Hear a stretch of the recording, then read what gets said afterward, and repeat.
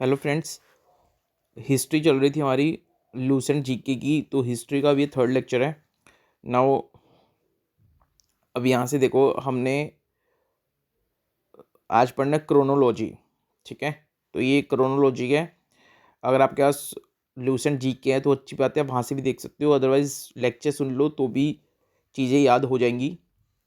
बस बार बार लेक्चर देखो तो चीज़ें याद होनी स्टार्ट हो जाएगी। तो चलो देखो, क्रोनोलॉजी देखो। अब एक जर्मन हिस्टोरियन थे जिनका नाम था क्रिस्टोफ सिलेरियस। क्रिस्टोफ सिलेरियस एक जर्मन हिस्टोरियन थे।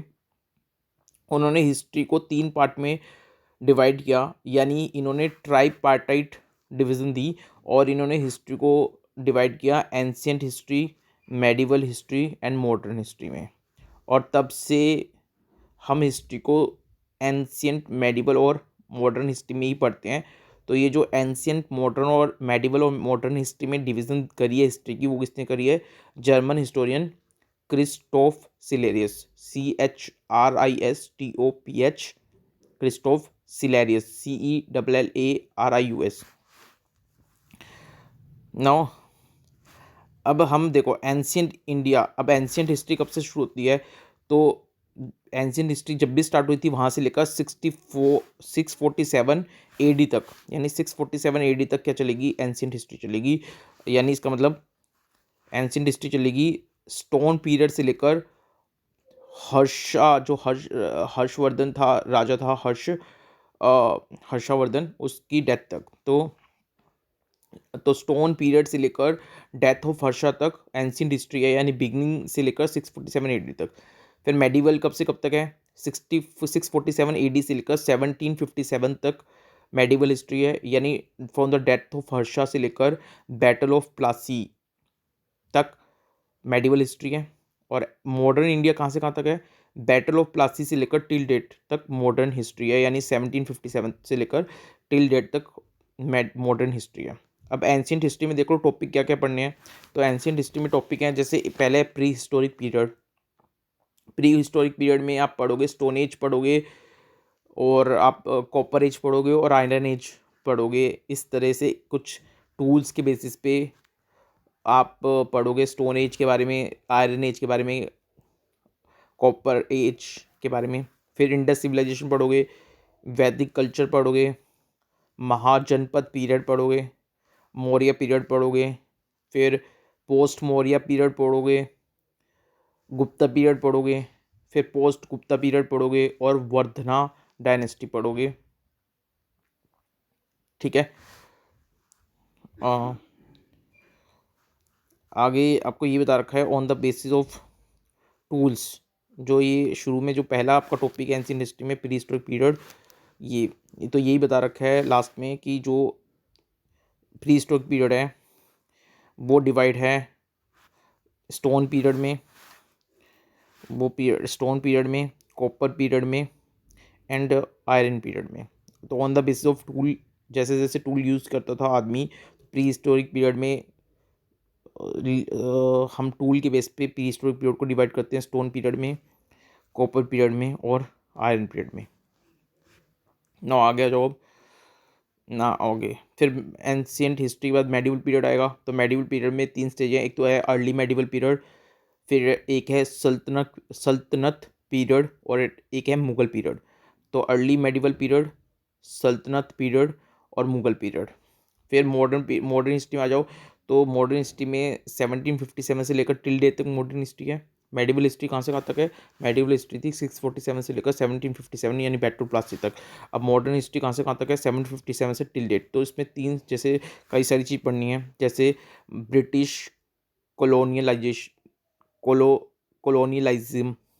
तो कोलो कोलोनियलिज्म तो ब्रिटिश कोलोनियलिज्म की स्टेज पढ़नी है। जैसे फॉर एग्जांपल सबसे पहले मर्केंटाइल फेज, जब उन्होंने व्यापार करना स्टार्ट किया इंडिया में मोनोपोली के साथ। फिर इंडस्ट्रियल फेज, जहाँ पे फ्री ट्रेड किया उन्होंने इंडिया में। फिर फाइनेंशियल फेज, जहाँ पे उन्होंने ब्रिटिश ने इंडिया में कैपिटल इन्वेस्ट करना स्टार्ट किया बड़े लेवल पे। और फिर पढ़ेंगे कुछ British policy towards Indian state, जैसे रिंग फेंस पॉलिसी पढ़ेंगे, सबॉर्डिनेट आइसोलेशन पॉलिसी पढ़ेंगे, सबॉर्डिनेट यूनियन पॉलिसी पढ़ेंगे और इक्वल फेडरेशन पॉलिसी पढ़ेंगे। फिर नेशनल मूवमेंट्स आएंगी, वो पढ़ेंगे, जैसे फर्स्ट फेज ऑफ कांग्रेस पढ़ेंगे, इसको बोलते हैं मॉडरेट फेज। फिर सेकंड फेज ऑफ कांग्रेस पढ़ेंगे, इसको बोलते हैं एक्सट्रीमिस्ट फेज। और फिर पढ़ेंगे थर्ड फेज ऑफ कांग्रेस, जिसको बोलते हैं गांधीयन इरा, जो 1917 से 1947 तक है। अब बात कर लेते हैं पहले एंशिएंट हिस्ट्री की। तो एंशिएंट इंडिया में देखो ये क्या बोलता है, the source that give information about the events of past time is known as historical sources. तो देखो एंशिएंट इंडिया को जानने के लिए यानी सबसे पहले एंशिएंट इंडिया हमने स्टार्ट किया, और इसमें जनरल उसने बात बताई है कि जो पास्ट के बारे में हमें बताता है, यानी पास्ट की जो स्टडी हमें कैसे होती है, तो पास्ट की स्टडी हमें हिस्टोरिकल सोर्सेज से होती है। और दो तरह के हिस्टोरिकल सोर्सेज होते हैं, एक होते हैं लिटरेरी सोर्सेज, यानी कोई लिखा हुआ है कुछ वो, और एक होते हैं आर्कियोलॉजिकल सोर्सेज, यानी आपको कोई चीज़ मिली है वहाँ, तो आपको कोई लिखत में चीज़ मिली है वो भी हिस्टोरिकल सोर्सेज है, और कुछ आपको चीज़ें मिली हैं, आर्कियोलॉजिकल चीज़ें मिली हैं, वो भी हिस्टोरिकल सोर्सेज हैं, जिससे आपको पास्ट के बारे में स्टडी करते हो। अब लिटरेरी सोर्सेज जो लिखा हुआ है वो ज़्यादा इंपॉर्टेंट है, या जो आपको चीज़ें मिली हैं वो ज़्यादा इंपॉर्टेंट है? तो जो लिखी हुई चीज़ है उसको आप गलत इंटरप्रेट भी कर सकते हो, और लिखी हुई चीज़ हो सकता है सच भी ना हो, किसी ने वैसे ही हुआ कुछ और हो, लिख दिया कुछ और हो। तो हम ज़्यादा ट्रस्ट आर्कियोलॉजिकल चीज़ पे ज़्यादा विश्वास करते हैं in comparison to literary sources. ठीक है, तो archaeological sources are more important. ठीक है, अच्छा। अब लिटरेरी सोर्स, अब एंशिएंट इंडिया में, क्योंकि एंशिएंट इंडिया जब आप पढ़ोगे तो एंशिएंट इंडिया में लिटरेरी सोर्सेज आपको मिलते ही नहीं है, और मिलते हैं तो उसको पढ़ नहीं पाते। तो एंशिएंट हिस्ट्री, एंशिएंट इंडिया में लिटरेरी सोर्सेज का कोई यूज़ नहीं है। एंशिएंट इंडिया में मेनली जो यूज़ है वो है आपका आर्कियोलॉजिकल थिंग्स का। अब लिटरेरी सोर्सेज और आर्कियोलॉजिकल सोर्सेज, आपको दो सोर्स पता लग गए जिससे आप स्टडी को पढ़ते हो। लिटरेरी सोर्सेज, अब लिटरेरी जो रिटर्न में है वो एक इंडिजीनियस लिटरेरी सोर्सेज भी होता है, फॉरेन, यानी आपको जो बुक मिली है कहीं लिखा हुआ कुछ मिला है, तो हो सकता है वो इंडिया के लोगों ने ही लिखा हो, और हो सकता है कुछ फॉरेनर्स ने आके इंडिया में लिखा हो। तो लिटरेरी सोर्सेज इंडिजीनियस भी हैं और फॉरेन भी। इंडिजीनियस सोर्सेज अगर आप देखते हो जो इंडियन लोगों ने लिखा है, वो इंडियन सोर्सेज रिलीजियस भी होते हैं और सेकुलर भी होते हैं। रिलीजियस सोर्सेज में क्या आएगा, रिलीजियस सोर्सेज में जैसे हिंदू टेक्स्ट आ जाएगा, इसको बोलते हैं ब्राह्मणास, इसको बोलेंगे ब्राह्मणास। तो ब्राह्मणिक टेक्स्ट आ गया, तो रिलीजियस टेक्स्ट में ब्राह्मणिक टेक्स्ट आ गया, हिंदू टेक्स्ट बोलते हैं इसको, ब्राह्मणिक टेक्स्ट को। बुद्धिस्ट टेक्स्ट आ गया और जैन टेक्स्ट आ गया। ठीक है, तो ब्राह्मणिक, ब्राह्मणिक का मतलब Hindu text, Jain text and Buddhist text, ये आ गया रिलीजियस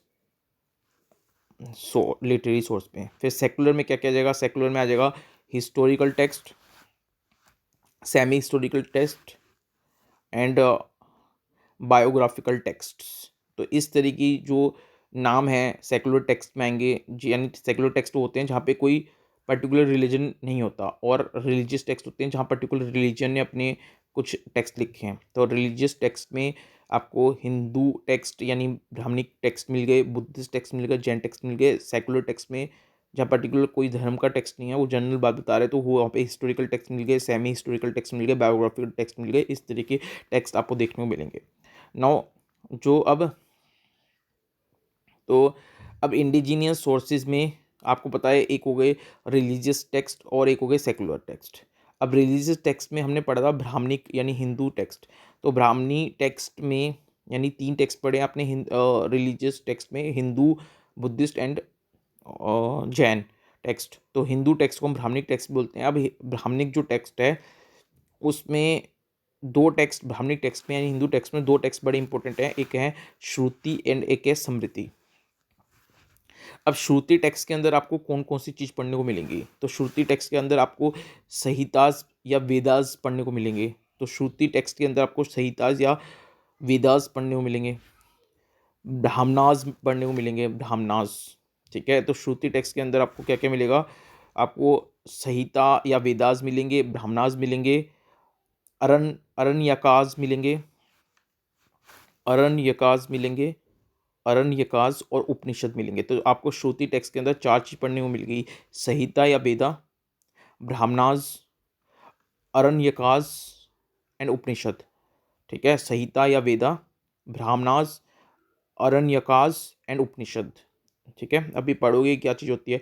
और स्मृति टेक्स्ट में आपको वेदांग्स मिलेंगे, या इसको वेदांग को आप सूत्रस भी बोलते हैं, सूत्रास। ठीक है, तो वेदांगाज मिलेंगे या सूत्रास मिलेंगे, स्मृतिज मिलेंगी, एपिक मिलेंगे, यानी जैसे रामायण एंड महाभारत 2 बड़े एपिक हैं, वो मिलेंगे आपको स्मृति में। तो वेदांगाज मिल गया, तो वेदांगाज हो गया, वेदांगाज को आप सूत्र भी बोल सकते हो, स्मृतिज हो गई, एपिक्स हो गए, रामायण एंड महाभारत एंड पुराण्स हो गए। ठीक है, वेदांगाज हो गए जिसको आप सूत्रस भी बोलते हैं, स्मृतिज हो गई, एपिक हो गए रामायण महाभारत जैसे, और पुराण्स हो गए। ठीक है, अब अगर देखो श्रुति टेक्स्ट के अंदर आपने पढ़ा है कि सबसे पहले क्या है, वेद या संहिताज। अभी जो संहिताज है या वेद है, ये बड़े इंपॉर्टेंट है। तो जो वेद है, ये संहिताज है, तो ये 4 वेद हैं या 4 संहिता है, इसको बोलते हैं ऋग्वेद। ऋग्वेद के बाद है यजुर्वेद, फिर है सामवेद और अथर्ववेद। तो देखो याद हो गए चारों के नाम, ऋग्वेद, ऋग्वेद के बाद हो गया यजुर्वेद, सामवेद एंड अथर्ववेद। ऋग्वेद, यजुर्वेद, सामवेद एंड अथर्ववेद हो गए। अब देखो जो ऋग्वेद है, वो ऋग्वेद का जो कंपोजिंग टाइम है वो सबसे पहले, यानी सबसे पहले आया था ऋग्वेद, और उसके बाद आया यजुर, साम और अथर्ववेद। यानी सबसे पहले आया ऋग्वेद और फिर उसके बाद आए बाकी तीनों वेद। तो ऋग्वेद कौन पहले आया था, और जब ऋग्वेद कंपोज किया गया था तो कौन से रीजन में कंपोज किया गया था, आपको ये याद रखना है। तो ऋग्वेद कंपोज किया गया था सप्ता सैंधव रीजन में, सप्त सैंधव रीजन में। तो सप्ता सैंधव रीजन में ऋग्वेद को कंपोज किया गया था, सप्ता सैंधव रीजन, SAPTA, सप्ता सैंधव रीजन में। और बाकी जो तीनों वेद हैं, यजुर्वेद, सामवेद एंड अथर्ववेद, इसको कौन से रीजन में कंपोज किया गया था, तो इनको कंपोज किया गया था कुरु पंचाल रीजन में, कुरु पंचाल रीजन में। तो अगर मैं पूछूं आपसे ऋग्वेद कब कौन से रीजन में कंपोज हुआ था, तो आप बोलोगे सप्ता सैंधव रीजन। और मैं बोलूँ बाकी तीनों जो वेद हैं, यजुर्वेद, अथर्ववेद एंड सामवेद, वो कौन से रीजन में कंपोज हुए थे, तो वो थे कुरु पंचाल रीजन में। तो पहले आया ऋग्वेद और फिर बाकी 3 वेद, ऋग्वेद सप्त सैंधव रीजन और बाकी तीनों वेद कुरु पंचाल रीजन। अभी आज के लिए इतना बहुत है, नेक्स्ट क्लास में आगे करते हैं हम। ठीक है, all the best, take care.